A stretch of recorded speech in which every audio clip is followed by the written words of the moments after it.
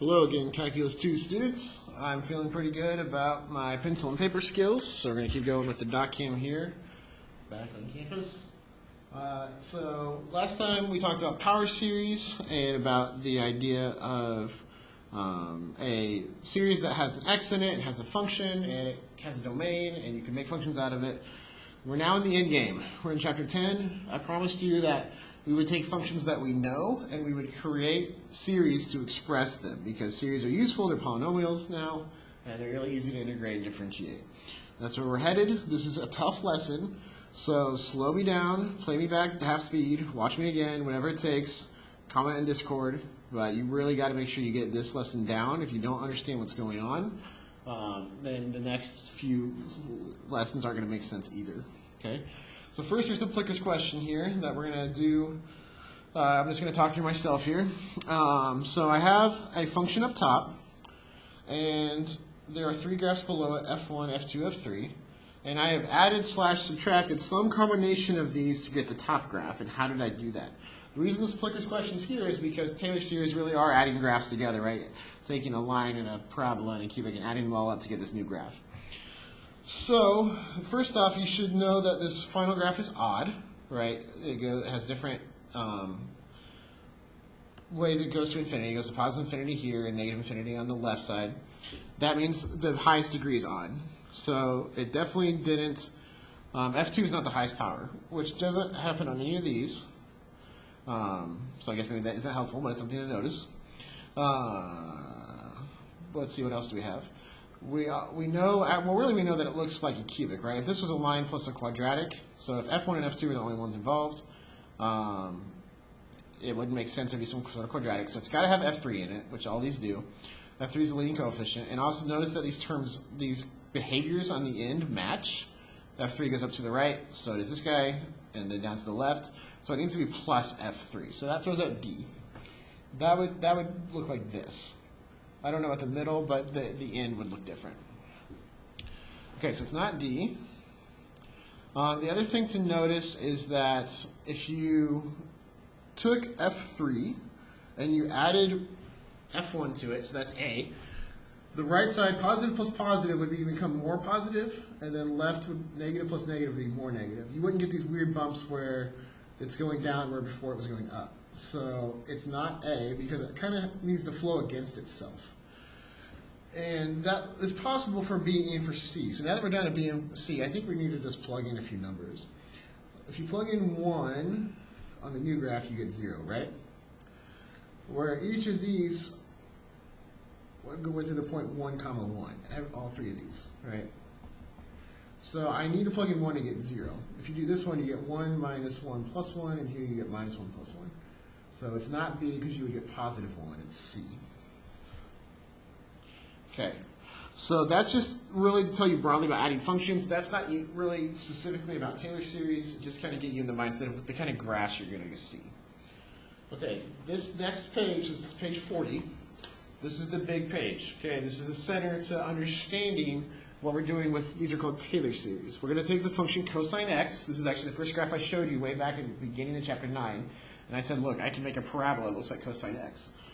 Or not, sorry, not a parabola necessarily, a parabola, then a cubic, then a quartic, up to any polynomial. We can make a really big polynomial that looks like cosine x. This is what we're going to do now. We're going to make a degree 10 polynomial. So here's just a generic polynomial. I don't know the coefficients. That's what these constants are. And I'm going to figure out what they are. I'm going to try to figure out this polynomial that looks like cosine x up to degree 10. So I need to figure out what is a0, what is a1, what is a2. If I can figure out these constants, then I would have a polynomial that would look like cosine x. Not all the way, right? We're only going up to x to the 10. We're not making an infinite series yet. But I would get a really good approximation.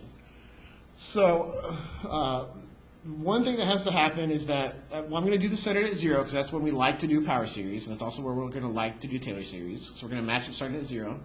The first thing that needs to happen is that the y values need to be the same, right? They have to go through the same point at 0. So this table, what we did, by the way, this table is going to go through, there's the next page, on page 41, there's about 1 through 10 questions on here, and the questions are about what's going on in this table. I'm just going to do everything on this page with the table, but I'm really answering questions 1 through 10.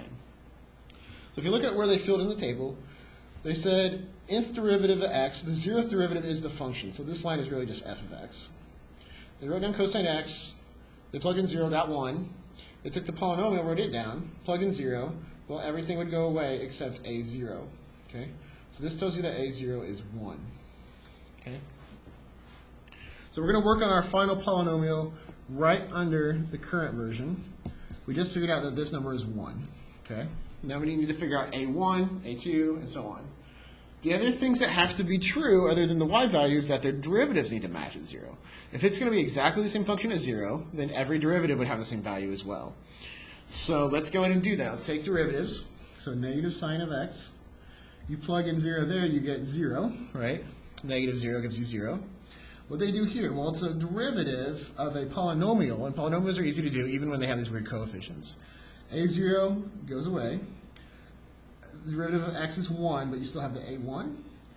Derivative of x squared is 2x, but you still have the a2, so you get this 2a2x. And so on all the way down to 10, that would be 10x to the 9th, but you still have that a10. Now what happens on this line when you plug in 0, everything goes away except the first term.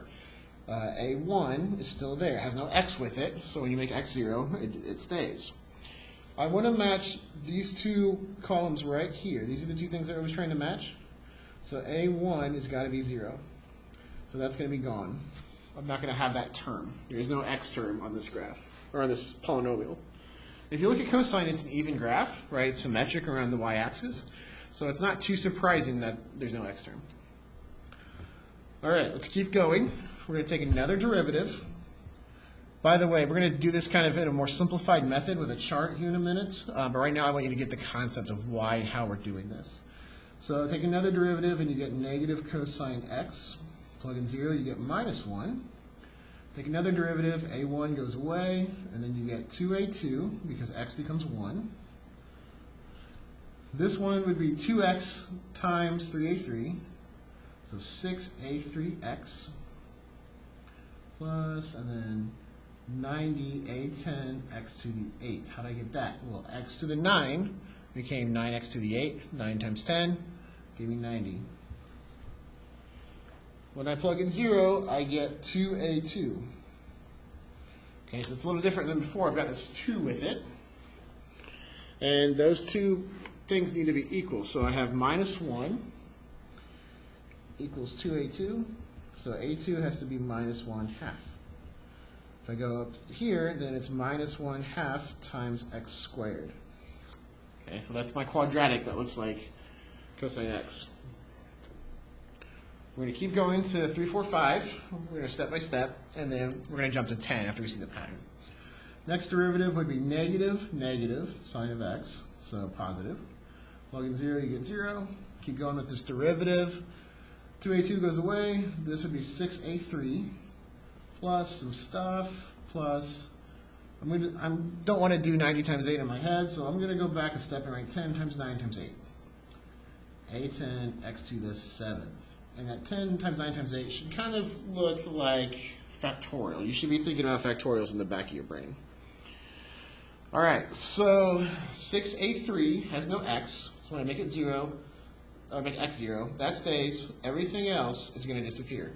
This stuff here, I didn't write it out, but it also has an x. It has an x to the 1, or x to the 2, all the way up to x to the 7th. So 6a3, that's the thing left. By the way, I'm going to put 1s here so you see a pattern. So I want 6a3 equals 0. That means a3 is 0. So I'm not going to have the next cubic term. So rather than cross stuff out up here, I'm just going to wait till I get a term that isn't 0. Keep going. Now we're back to cosine x. Do you see a pattern on the derivatives? Every fourth is the same. That's true for cosine and sine. Cosine of 0 is 1. I'm back to where I started. Now this thing's going to go away, but I never wrote down up here, I never wrote down a 4x to the 4th, right? So I never wrote that, it was here, and I need to take 4 derivatives of it. Well, I think you can do this in your head, but we'll write them down way at the bottom. So a to the 4, x to the 4th. Let's do this for a second. First derivative, would be a to the 4 times 4x cubed. And do it again. 4 times 3 times x squared. Do it again. 4 times 3 times 2 times x. Do it again. You get a to the 4 times 4 times 3 times 2 times 1. Notice that's a to the 4 times 4 factorial, right?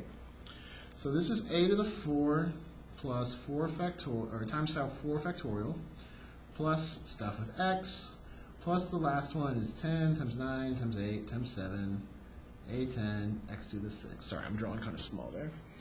All this stuff that over here has x in it, except 4 factorial times a to the, or a sub 4. Okay, let's go back a step. That was 3 factorial, that was 2 factorial, that was 1 factorial. All these actually have n factorial a sub n. And we'll hit that harder here in a second. So 1 needs to equal 4 factorial a to the 4th. So 1 over 4 factorial is a to the 4th. So that goes with x to the 4th up here. That was the point. It's the coefficient originally from x to the 4. So that's my next part. Okay. Okay, so n equals 5. You get negative sine x again. You get 0. You see a pattern here. What we get every time is we get n factorial a sub n plus stuff with 0. So over here, I can kind of skip some steps. I see the pattern. Now that this pattern for the polynomials is always the same pattern. The pattern on the left depends on the function. But this stuff here, the polynomial thing, because it's always the same pattern, we're going to write that down here in a minute and use the pattern. So here this says 0 equals 5 factorial a sub 5. A sub 5 is 0. That's not surprising. All the terms have, odd terms have been gone, right? How do I get to 10? Well, it's the same as 2 because they repeat every 4, right? So negative cosine x, you get negative 1. We get, if you follow this guy all the way down, you get 10 factorial a sub 10. And that's all that's left, so it goes here. That's going to make a sub 10 negative 1 over 10 factorial because you're going to set these equal. You're going to divide. Okay, so let's go back up top and finish the actual series here. I skipped 6 and 8 and 7 and 9. But you can see the pattern, right? It's 1 minus 1 over 2 factorial plus 1 over 4 factorial. And then same with their x powers, right? So minus 1 over 2 factorial x squared plus 1 over 4 factorial x to the 4th. Should be minus 1 over 6 factorial x to the 6th plus 1 over 8 factorial x to the 8th minus 1 over 10 factorial x to the 10th. Here in a separate video, I'm going to do this in decimals and show you what this graph looks like. But you can even put that in your own graphing calculator in decimals, and you will see it look more and more like cosine x. And if you kept going with that pattern, you would see even more and more of it. Okay, so that's my 10th degree polynomial that models cosine x. You notice that the stuff we did with the polynomial over here, there's a pattern to it, so we're going to simplify this process. We're not going to do this whole thing out every time. We're going to have a pattern to that, and we're going to have kind of a chart method for doing this. So let's go to the next page. Most of the next page I just answered, so you can fill it out if you'd like to. Let me go to this spot. 3 through 9, we just did all this stuff. We just did it on the other page, but it's just easier for me to do it with the chart. It says without using a calculator, estimate cosine of 0.1. That's a little boring, but all they're saying is that, hey, cosine of 0.1 means plug in 0.1 to what we just made. So 1 minus a half, 0.1 squared plus 1/4, sorry, 1 over 4 factorial, 0.1 to the 4th, and then add the series that we get up to the 10 spots. And you will get an estimate for cosine of 0.1. You can kind of check if those are close. Because 0.1 is close to 0, that makes sense. We've centered it around 0. It should work out.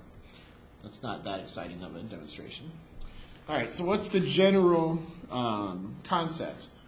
The polynomial that we made, we want to get some degree. Maybe you want 10 terms, maybe you want 15 terms, depending on sig figs, or in finance you just need $2 and cents. So that's going to change how many terms you need. So the way you're going to get those ANs, that's the point, was to figure out the coefficients of the polynomial.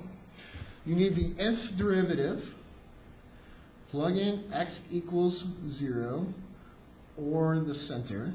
We can change the center of these just like other power series. And finally, take the number you got in step 2, divide it by n factorial. Right there, that's the formula, okay? So power series, we said we had a Cn, x to the n. Now we're using an for Taylor series. The an is always that. When you want a series based on a function, and you want to represent that function, it's the nth derivative is 0 over n factorial x to the n. That's always it. Okay, so this guy right here, that is the formula for a Taylor series. They're not called Taylor because it's Taylor University. Maybe after the guy that did this. But Taylor series are specific power series that model functions that you already know using their derivatives. Okay, so that's what we just did. We just did cosine x. And now we're going to use a chart. Now that we have this rule on the 11th spot here, we are going to use a chart to do this for a couple more functions. Okay, so on page 42, there are spaces for sine x and e to the x.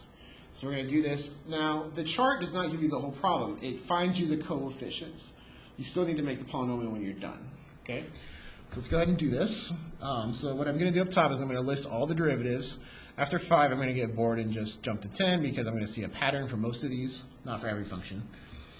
So we start with sine of x. That's the function itself, so that's the 0th derivative.